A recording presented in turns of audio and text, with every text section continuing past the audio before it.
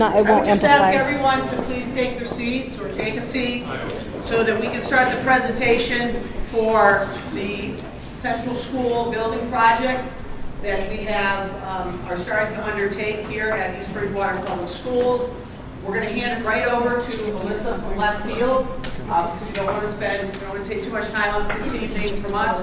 We really want to talk to you about the project itself, what it has, how long it will take, what we're looking at, and maybe some clear ideas. But really what we're here for tonight is to get some feedback from our community stakeholders and to get some questions from you so that we can start to think about those questions, get some good answers for you, and understand what you are looking for, and you can understand why we are doing this for the community and for the students of East Bridgewater Public Schools. So without further ado, Alyssa, thank you very much from left field. Thank you, Liz. How about now? Yeah, good. All right, good evening, everyone. We're going to go through the agenda, introducing the team. We're going to go through the MSBA process timeline.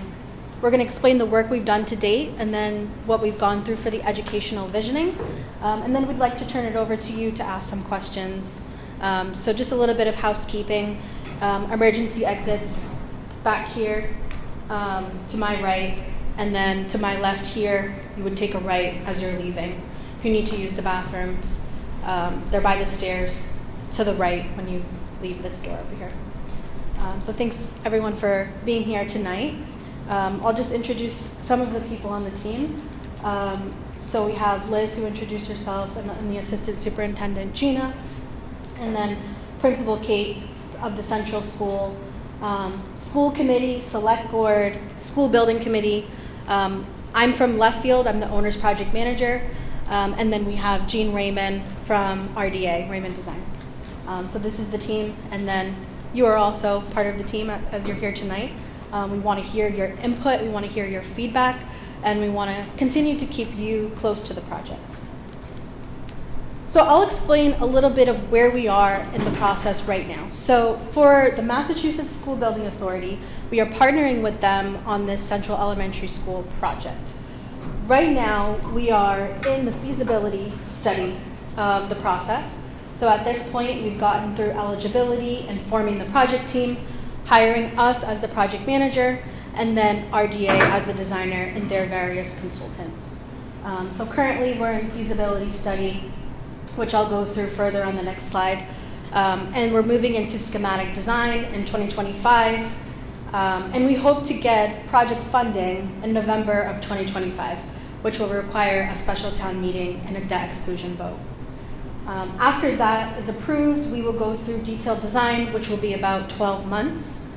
And then construction would be expected to commence in January of 2027. And this would lead us through the construction, which would open the school in September of 2028. And then we would go through the closeout process. So this is, under the MSBA process, what we would have to do to first secure funding and then go through the design and construction of the building. So to get to this point, the district has had to issue a statement of interest to the MSBA. That was approved in December of 2022, and that pushed them into the eligibility period. So that was when we decided on the design enrollment, what this would look like for a school. We went through to the feasibility study agreement, formed the building committee, and made this an official project. After that, they went into forming the project team once they got approval, again hiring the owner's project manager, which is required by law, and then the designer and their consultants. So we went through a pretty lengthy process with the MSBA. The designer was interviewed, and then we began the project. So currently we are here in the preliminary design program. So what that means is we're going through what is the vision of this school and the educational programming and space that will go into what the school will look like, how it will shape our vision for the school. So this will include going to the beginning of site analysis, looking into some design options and test fits, and then actually shortlisting which design options we want to go with, looking at things like extended learning spaces and what the classroom sizes will be. So we are here right now.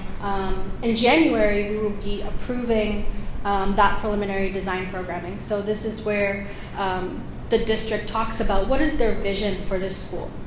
And then we're going to move into the preferred schematic report. So that will be in early 2025.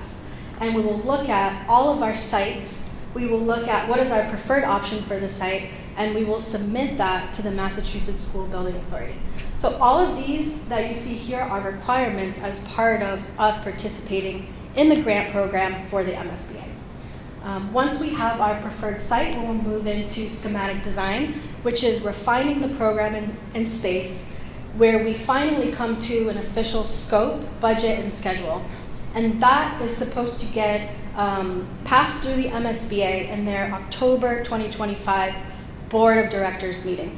And I'm sorry, this is a lot of information, but we just want you to be aware of where we are in the process in order to get to that town meeting in November of 2025. So once we get board approval with an official scope and budget, we are locked in with that number for the MSBA, and we take that funding through the design into our construction and bidding of the project. So once we have the scope decided and approved, that's when we bring it to you. We know, we have an idea, we've estimated, we know the schedule, and we know what this space will look like. So as I mentioned, we have to go through the official MSBA process in order to get that grant. Right now our reimbursement rate is 57.74%. So in order to participate, we need to go through the options that the MSBA asks us to. So we need to look at what will it cost to upgrade this building code-wise. And then we need to look at an addition renovation option, and we're looking at 4 potential sites to build new. So these are the spaces that we're going to be studying as we go through this process. As you can see, during preliminary design and preferred schematic is where we're having all of these options on the table.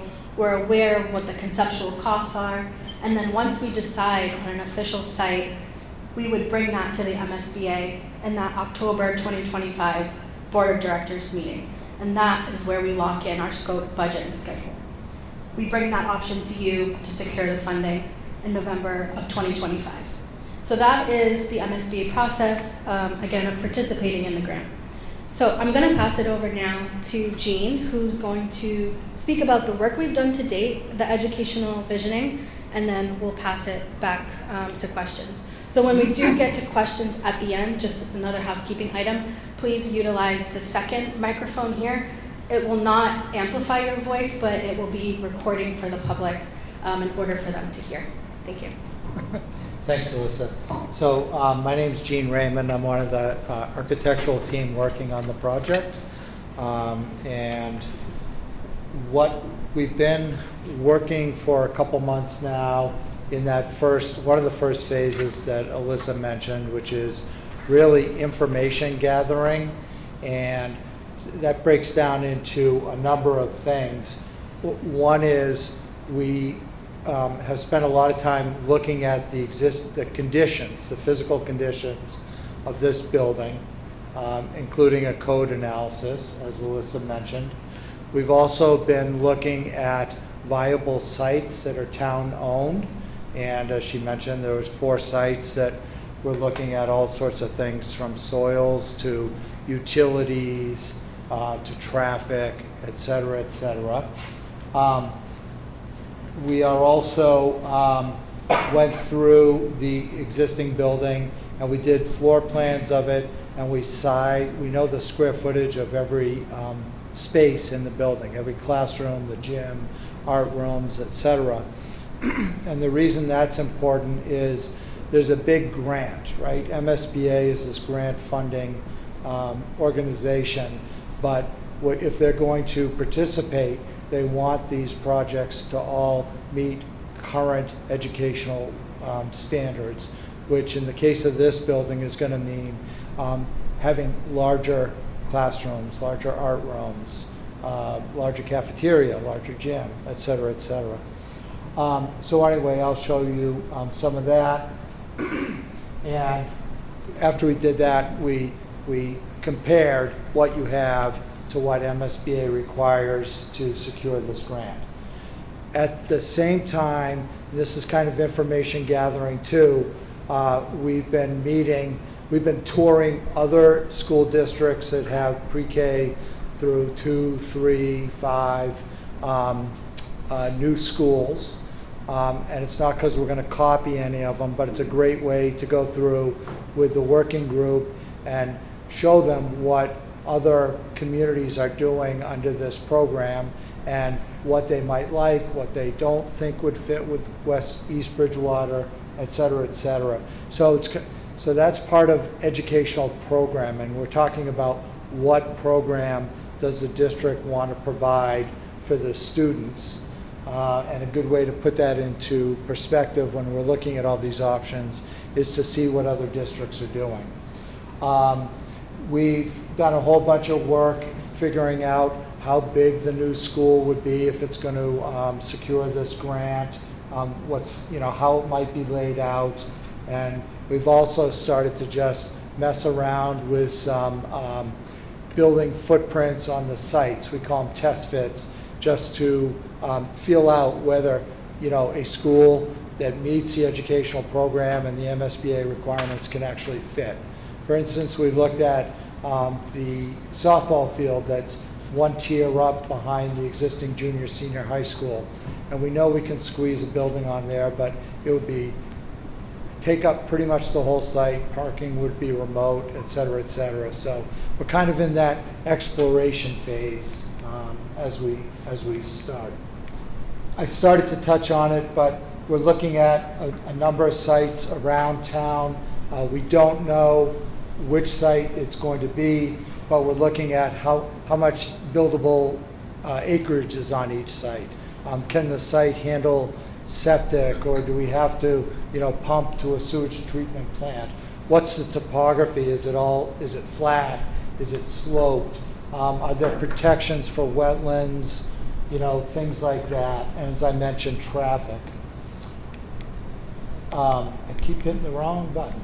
So this is an example of our preliminary work, doing floor plan layouts of what you have now, and each one of these classrooms has a certain square footage assigned to it.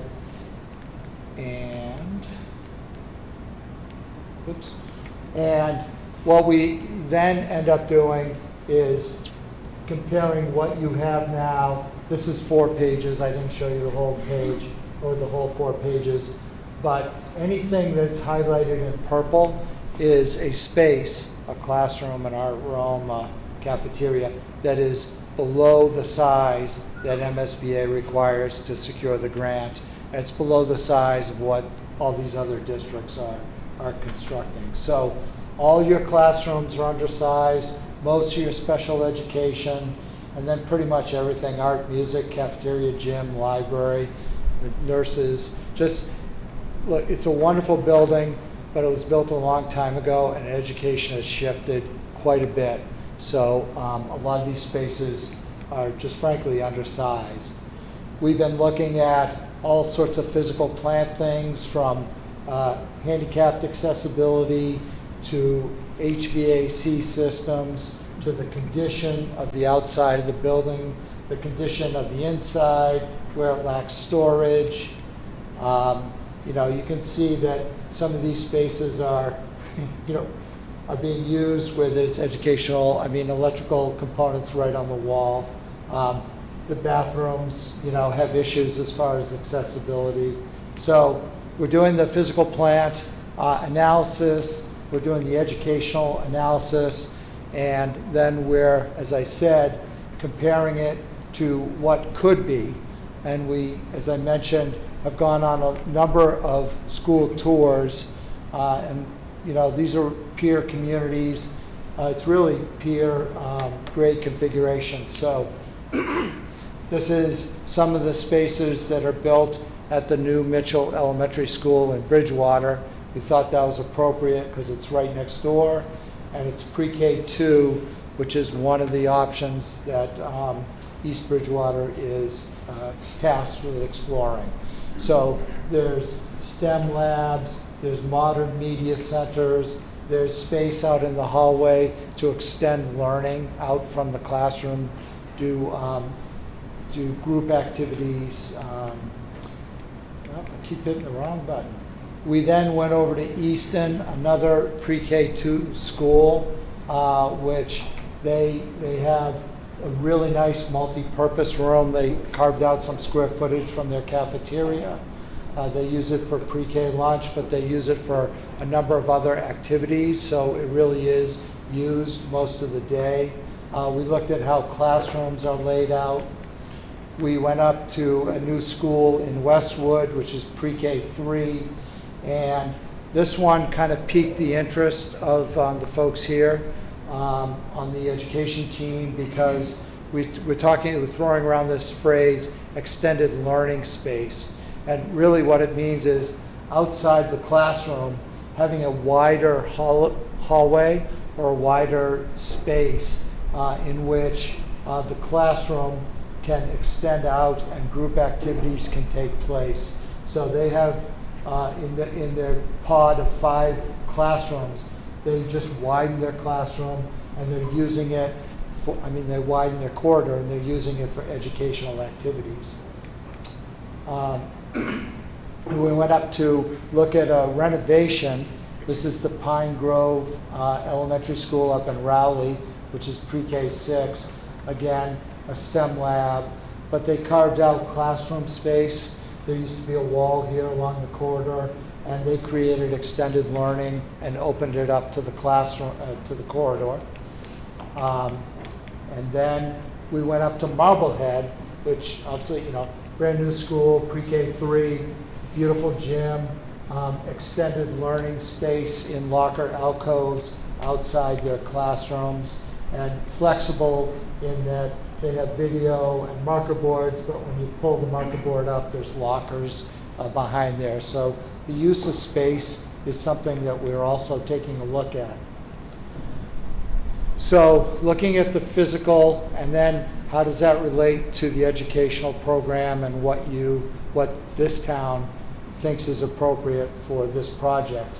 And we've spent, besides doing that, a lot of time with staff and had a bunch of workshops. We were in the school all day one day, observing how the school operates now, and then gathering with staff to talk about what they saw at these other districts, what they thought might be important for this project going forward. We did a couple of what they call visioning workshops also. This one was focused on, they're all focused on what's your vision. We're trying to tease out from the folks in East Bridgewater what's your vision for the educational program and the building? What can we design for you that'll meet your program and your vision? So we've done a couple of these workshops, and we end up with all sorts of themes, for lack of a better word. And what came out as goals and priorities kind of got lumped into different categories. A lot is learning beyond the classroom. You're going to build a lot of square footage, and it's good to use every single square foot you use. But there's also gatherings, there's small group work, there's things that are much different from when this building was laid out, and that's that extended learning space. The community was a big focus of this. Having community spaces like the gym and the auditorium are obvious, but also trying to integrate community partners into the educational program. And then everywhere is about multi-sensory learning and providing developmentally appropriate spaces and making the buildings feel safe with a sense of belonging. And finally, the idea of taking this big school with many classrooms and breaking it down into neighborhoods, having maybe a couple different pods for each grade level. So there's a group of 4 classrooms or another group of 4 classrooms, and maybe they come together in that wide hallway for grade level activities. So this is all, it's all stuff that we take in And then we, as we go through the process, will try to provide the school building committee with diagrams that turn these into physical spaces. And again, this is just, thinking about how a classroom is laid out, but how it's used in multiple different ways, right?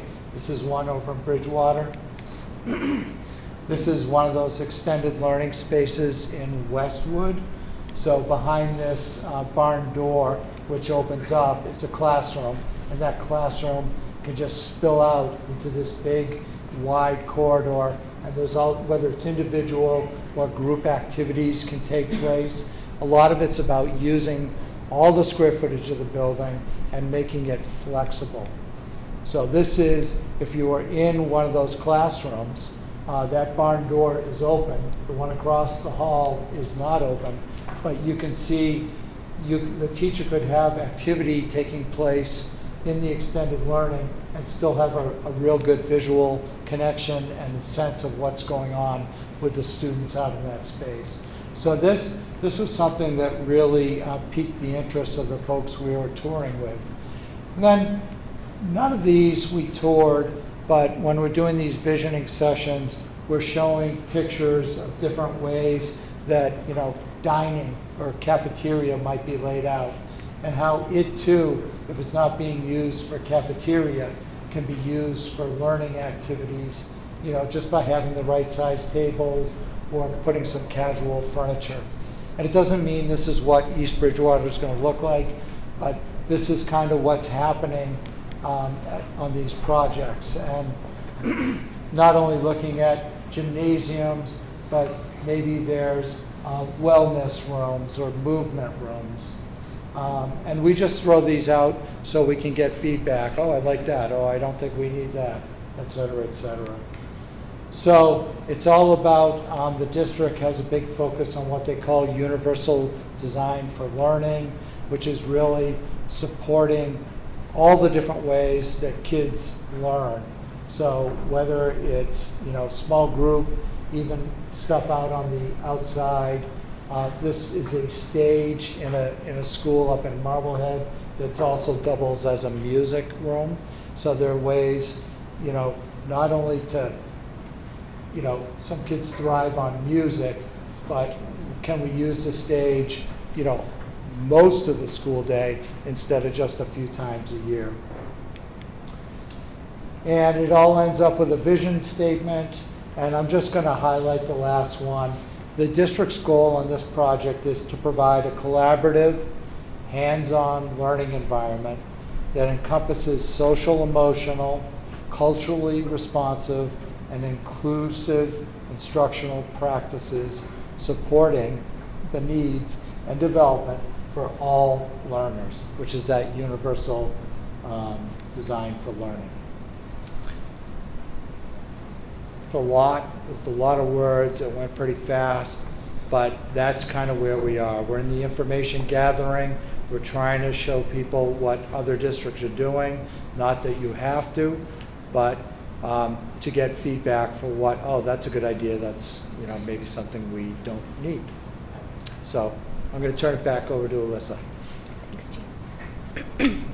So we really want you all to stay involved in the project. You can do that by going to our project website, which is centralesproject.com. You can also ask questions through centralesproject@gmail.com, and we'll get back to you as soon as possible. So at this time, we'd like to open it up for questions, and just a reminder to speak into the second microphone in order for the public to hear it.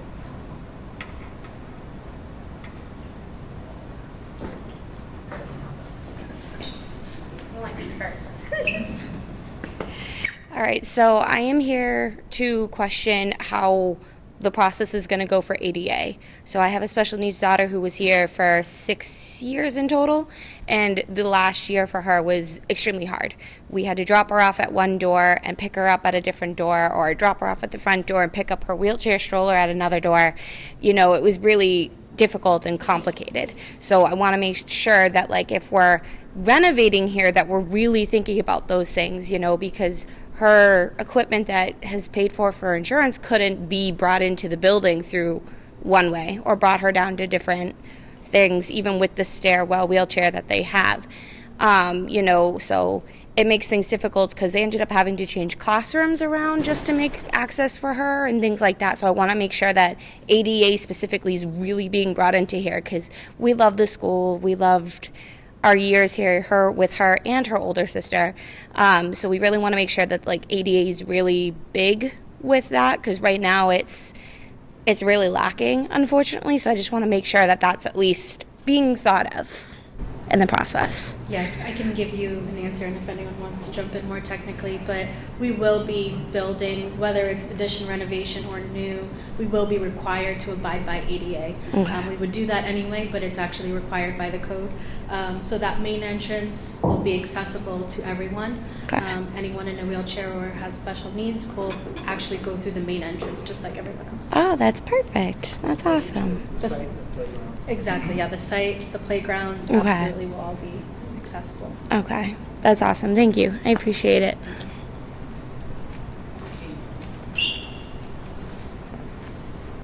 I have a couple of questions. One, is there any cap on how much we can spend? Yes, so the MSBA caps us at $589 a square foot for reimbursement, and for site work, $59 a square foot. Those are not what square footage costs are today, so the remaining amount of that will be on the town. Right, but I mean, so we get $589 per square foot. Can we build a 400,000 square foot building? Do they care? They do care. We have to abide by the. I mean, is the cap like 100 million? What's is there a dollar cap? It's per that's- square foot cap. I don't know. Well, how does that's got to come into something. They don't have a specific cap, dollars or square foot. They have guidelines, and if you're going to build a certain room, it has to be a certain size. But if you want to build more rooms than they think You need? that they think are appropriate, often, and I can't speak for them, none of us can, they'll say, you're welcome to build what you want, we're just not going to pay for Okay. X, Y, and Z. Okay, great. So, does Yep, that make sense? Yep. Second question, what happens in 2026? 2025 in October, hopefully they bless everything. November we go to town meeting. Does town meeting, Peter, or does town meeting approve the debt exclusion, or we got to go to a vote? We would go for special town meeting and then a debt exclusion vote. So the At special town meeting, no. Town meeting approves it, and then... Special town meeting would be to put it on the ballot. So and then the debt 2026 is exclusion vote. basically getting it voted in, and then we start building... 2025. No, but 2025 in November, we go to town meeting. Yes, Then we have to have a vote of the town, correct? Yes. Which will probably be, shortly after that, probably December. okay, and then you start building in 2026? No, we would go through the full design process for 12 months Okay. during 2026, and we would be expecting to start building 2027. And my last question is, what are the 4 sites that you've picked out? We don't have 4 sites picked out yet. We've started with looking at 10 initial sites, and we're going through the criteria now for each one of those sites. So at that point, we would decide. Can you tell us what 10 you're looking at? Yeah.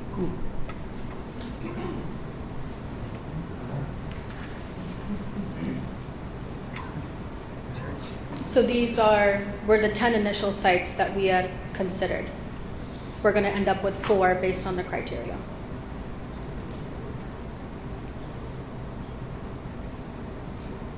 Do you want me to just?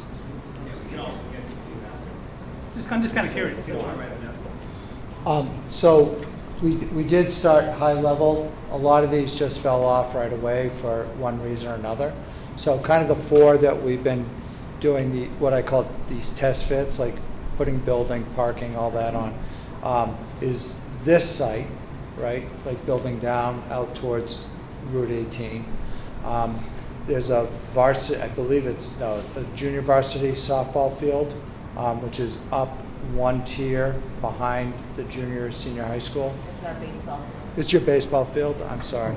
So over by Town Hall, you know that field? So then Strong Field, which is not too far away, and then Leland Farm. So those are the four that, you know, could be, well, we're going to look at and kind of rank. Everything else is dropped off? Yes. Yep.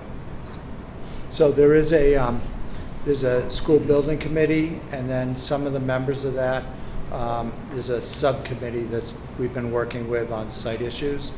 There's another kind of subcommittee that's been working on community issues, another subcommittee that's working on educational programming. So, does that make sense, or something?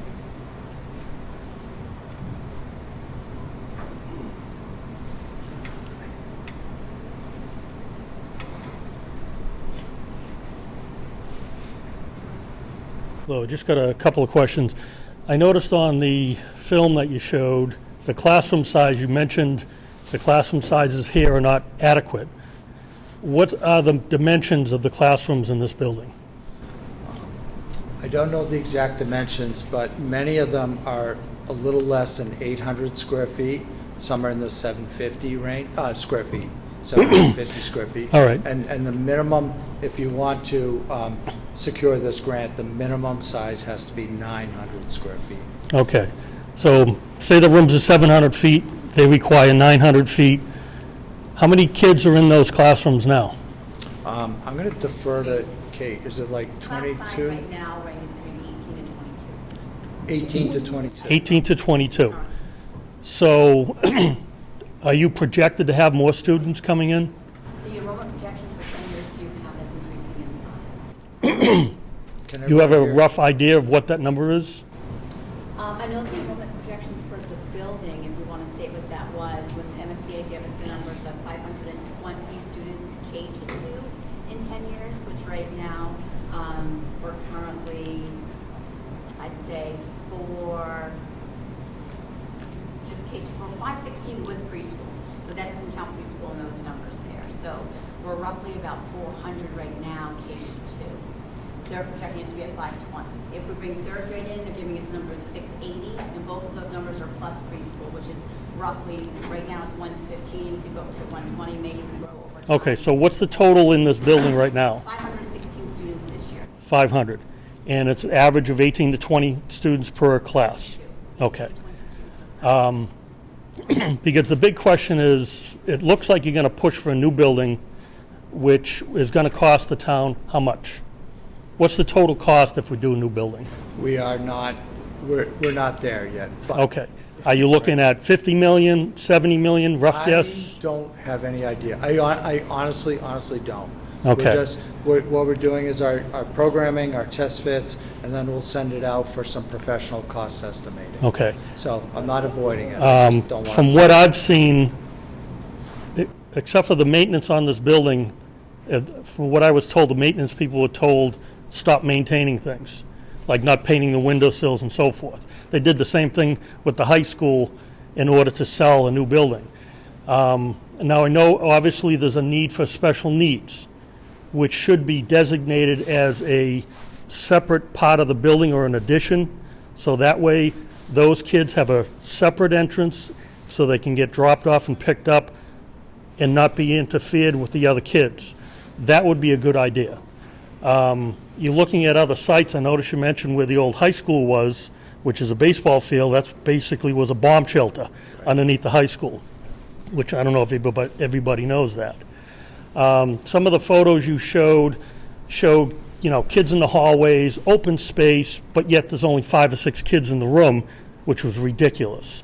And you also pointed out there was an open space and you could see into other rooms, but yet because of those distractions, you put little cubicles around on the desk so the kid could focus what's in front of them and not be distracted.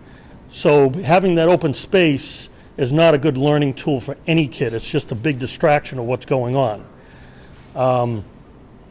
There's really nothing wrong with this building. This building is a solid structure. So I think you should be looking at what it would take to renovate, add on, and keep the cost down. Because the last thing this town needs is for the taxes to double because you guys are pushing for a new building that we didn't need. Yeah, I You would know, say. okay? And let me finish. And a new building is not going to increase the education level. That comes down to the teachers. If they do a good job and the kids are focused and they're not getting distracted with all the political garbage these days, the kids will learn. But if you just throw them into a giant room with lots of distractions, the education level is going to go down. I've already been heard the education level in the high school has plummeted because of the agenda that's been forced on the kids. So class size, newer building, didn't help any. So the kids are not getting the education they need. Now, the other thing is, because you're looking at different options, and I keep hearing you're looking to put a new building in, okay? And once you figure this all out, and if you don't renovate this building, you're gonna push for a new one, and I guarantee it's gonna be 35, 40 million, plus whatever that money comes from the state. The state's gonna take out a bond to raise that money. They're going to need to pay for that bond with taxes. You're then going to raise the taxes in this town to pay for the bonds that the town has to pay. So it's a double whammy. So people need to be aware of that. So when you guys are trying to figure out what's going to work, what's not, I ask that you try to focus on what's it going to be to renovate this building and add on to it anything that is needed, like for special needs kids, add on to it.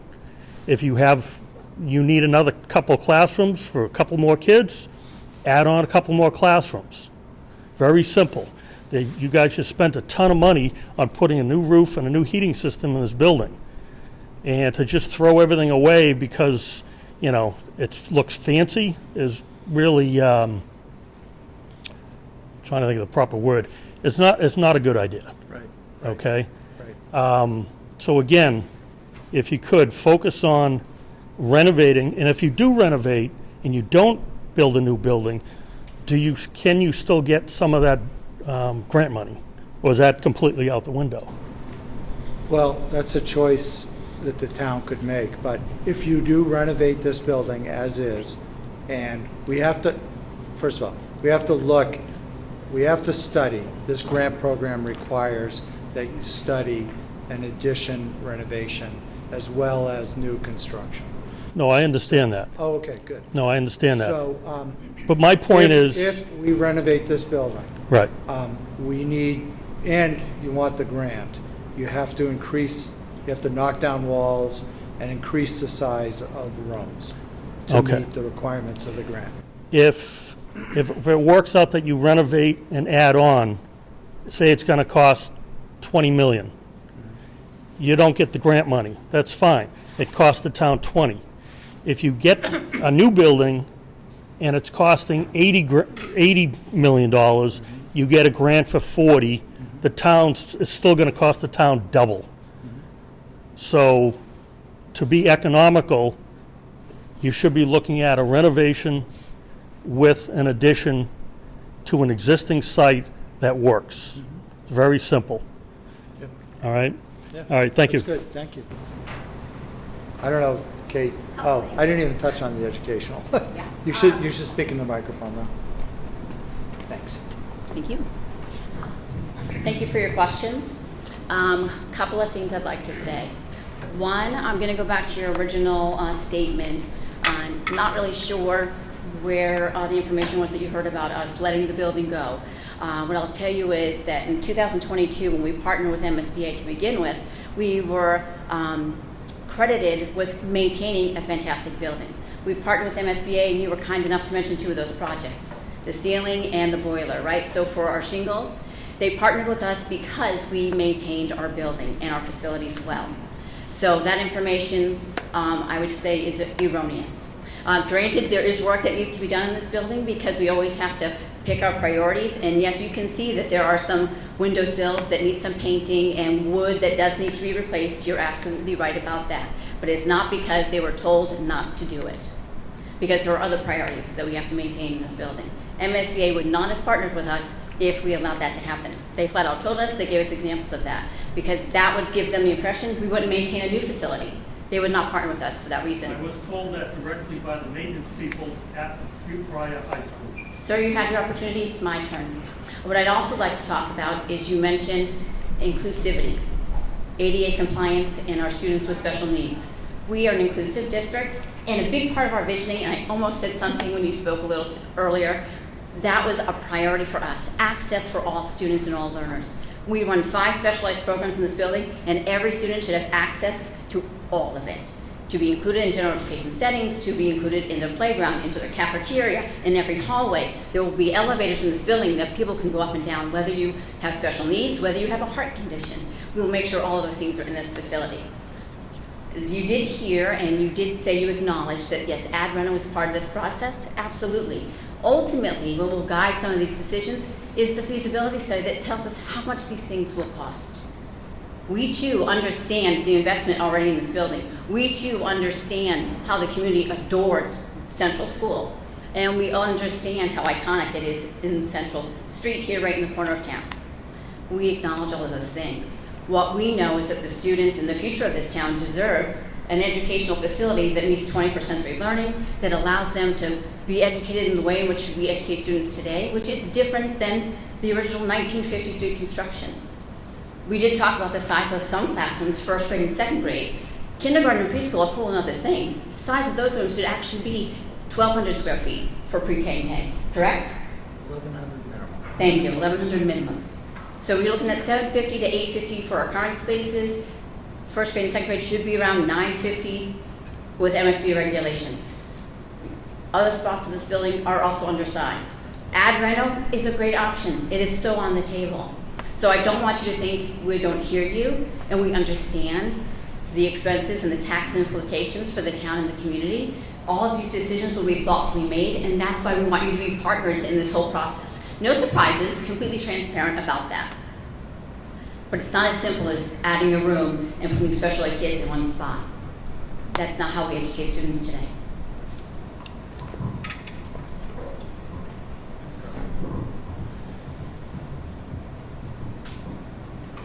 Any other questions?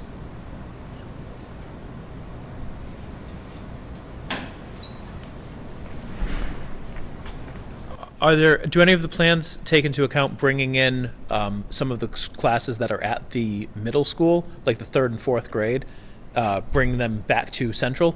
So one of our grade configuration options is a pre-K through 3 school. So that would take 3rd grade out of Mitchell and bring them to the Central. Okay, thank you. And also another option on the table is to take 7th out of the senior high school and bring them down to the Mitchell in that scheme too.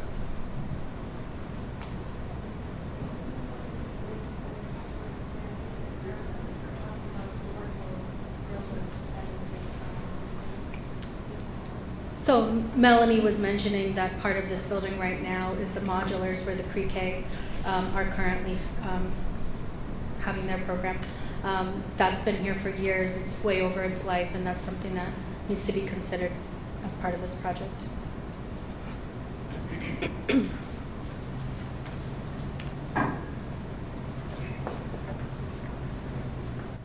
Hello, thank you. Spern, thank you for sharing that too. So you answered a lot of those questions. You brought up those sites too, which I'm glad that you were able to share some of those sites. I think the town wants to know where you're thinking of putting a new building.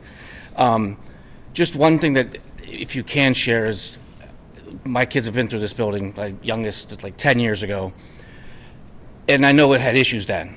And comparing to the old high school, I know some of the parents in here, their kids went to that old high school, and just walking through it, you know there was some major problems. Can somebody share what the major problems are here? And I know you're talking about getting to code to be with the MSBA and what we need to do here for this school, but what, again, sorry, I haven't been here for 10 years, what is the main needs to improve it for education, for learning?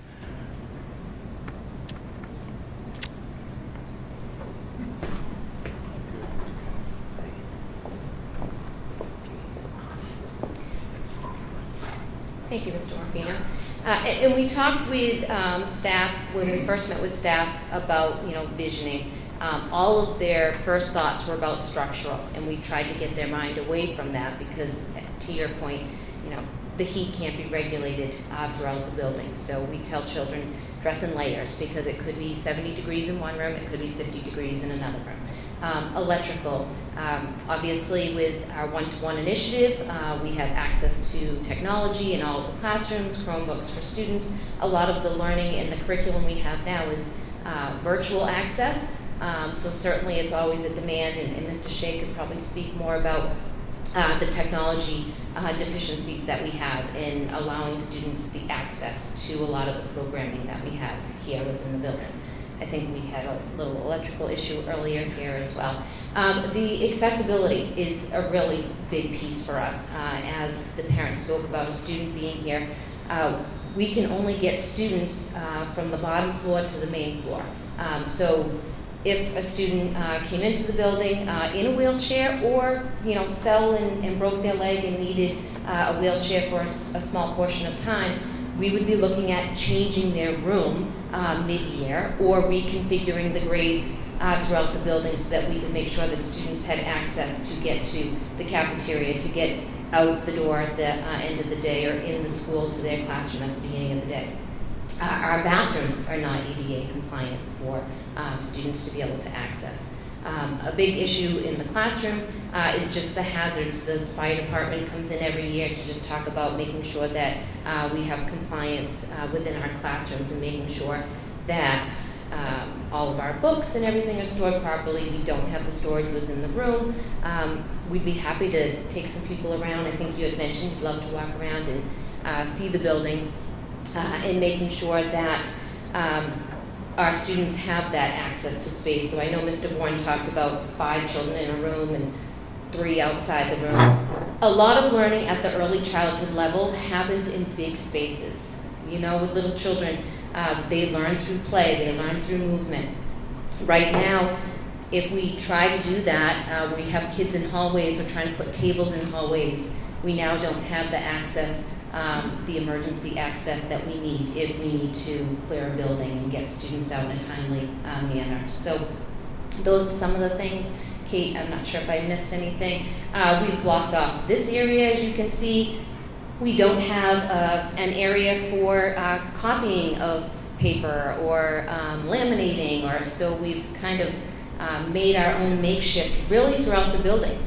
Service providers have increased. We do have more counselors now, more therapies now for our students. The needs of students have increased. We're converting closet spaces, and students are getting services in places that normally we would be storing boxes. And now we're trying to makeshift a little table area for assessments to be done in those non-traditional spaces. Ventilation. Oh, also the ventilation, I think is that air scrubber, portable air scrubber that Throughout the is building. here. And they have been placed throughout the building just to keep the ventilation. Certainly, COVID brought to light a lot of those issues for us as well. Does that help? Yeah, that helps.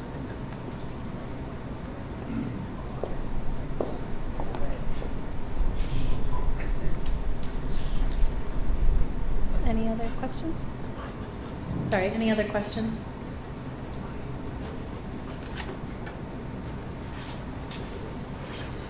All right. Thank you, everyone, for coming. We would implore you to stay connected with the project. Our website, we have public meetings. This recording will be available to the public. If there are questions that come to mind, please feel free to reach out. And if anything that we can answer, just let us know. Thank you. Take a tour to see what the existing building looks like. Yeah, we can set up a tour for sure. No, I mean tonight. Sure. Oh, tonight? Well, I'm here, sure. Who wants to go? Kate says yes. Absolutely. We'll walk them through. Anybody would like a tour, just come to this back door right over here, and we'll take a tour around the building. Yeah. So we meet bi-monthly for the school building committee meetings, and those are public meetings publicly posted on the town's website and the project website. So please stay in touch with us to hear updates about the project and where we are at. Again, public meetings publicly posted, so please come out. Could you pull up one photo before everybody leaves? The one with the, I think it was Westwood, with the open area with a couple of kids in the. No, keep going.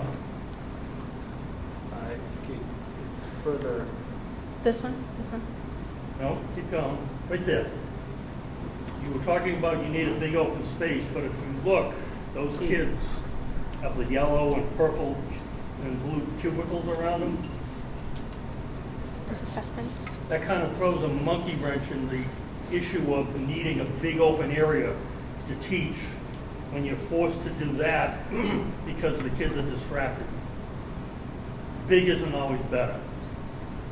Wide open room, that's a good example of why you need a smaller classroom, not bigger classrooms. Students learn in different ways. Understandable. So those children that are sitting with those yellow and purple reading things, they may learn differently. So by utilizing those individualized spaces, they are not interrupting other students who may learn in a different type of way. No, So I they are understand because using, there's special needs. and they may not be special needs. They may not. They may be individualized students who learn in different, learn in different ways. You may learn visually, I may learn by hearing. Right, So I'm by- not, the point I'm trying to make is you have a big open space, it can be a big distraction to those kids, which Just some. actually leads to the detriment. To some, yes, but to some, they may be beneficial. Couple things. One, yes, we are at the very beginning stages of all of this, but we're going to try to interpret what we think we see because we don't know what the educator has designed. What I can tell you, what I see, because I see lots of different things. I see your perspective. I also see the students that are in extended learning. There are also corrals because they are spread out having their own personal space while they're doing these different tasks and activities. Might be similar, might be different, but notice this student has additional support, a helper nearby, so do these students, so does this student here. So again, learning and design, stations and opportunity for students to move around and have their own space when they learn and how they learn best is part of how we teach today. And that's what I do see in this moment. Do I see a lot of space? I do. Do I see it being utilized here? Yes. Do I see it being utilized here in this classroom? I do.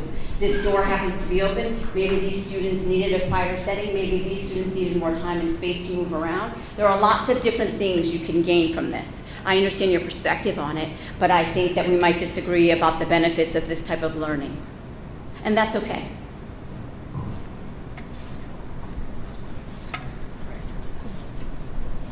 Brian, you're going to take people around? Sure. Okay, at this time, we're going to conclude the. Brian Kiley, our facilities. Yep, Brian Kiley, Now, our he will take facilities people around, director. meet you at the He's going door. to take everyone around for the tour for those that want to Mrs. attend. Byrne, you're going to. Otherwise, have a great night. Thanks, everyone.